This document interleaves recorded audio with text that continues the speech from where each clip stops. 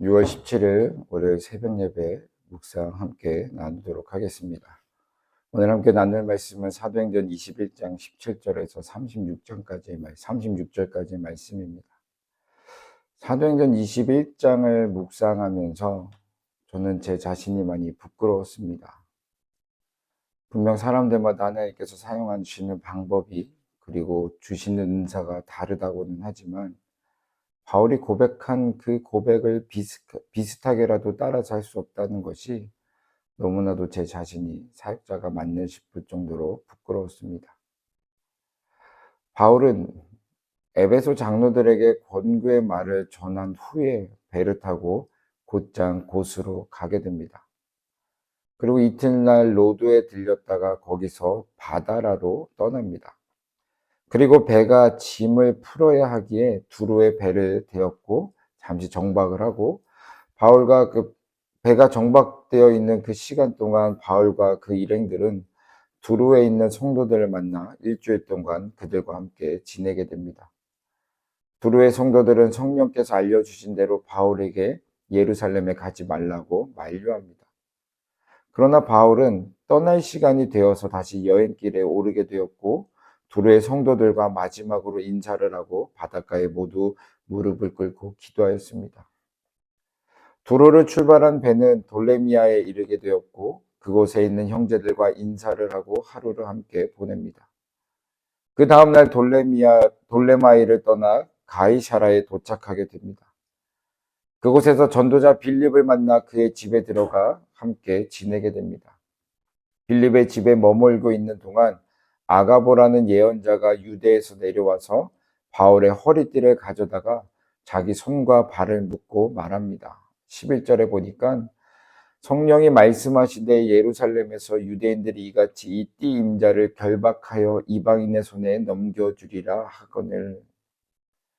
바울이 예루살렘에 올라갈 경우 유대인들로부터 결박을 당하여 이방인의 손에 넘기게 될 것이라는 예언을 한 것입니다.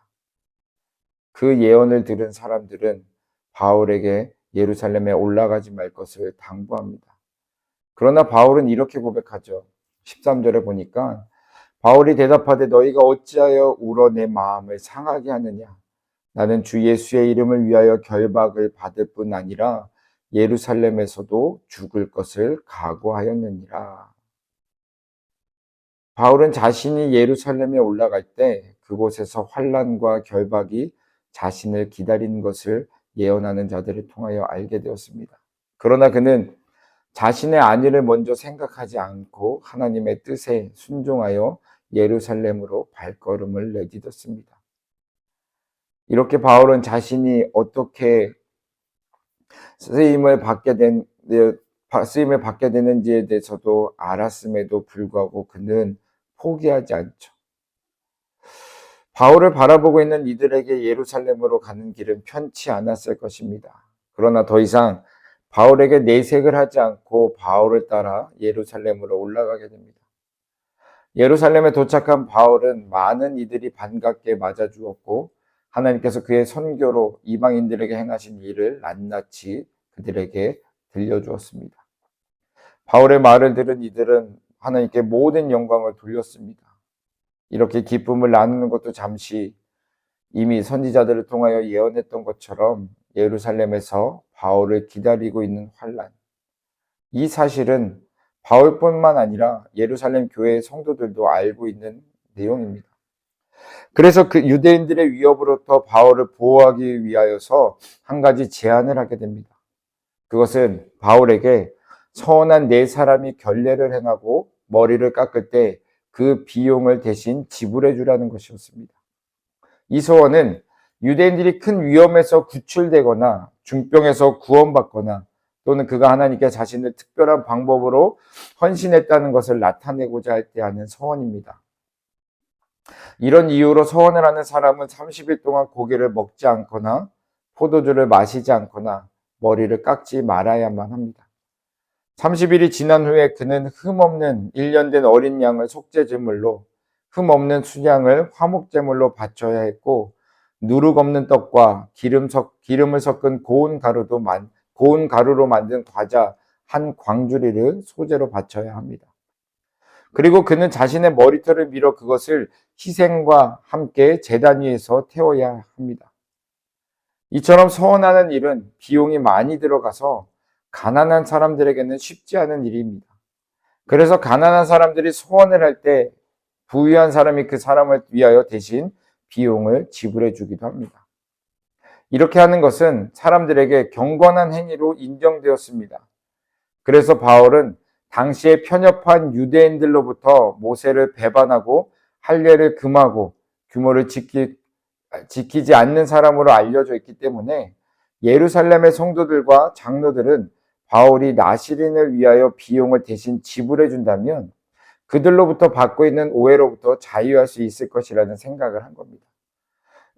그래서 그들은 바울에게 나시린을 위한 비용을 대신 지불해 줄 것을 권고했던 겁니다. 그러나 그들의 생각은 완전히 빗나가고 말았습니다. 사랑하는 성도 여러분, 영적인 일은 영적인 방법으로 해결을 해야 원만하게 모든 일들을 해결할 수 있게 됩니다.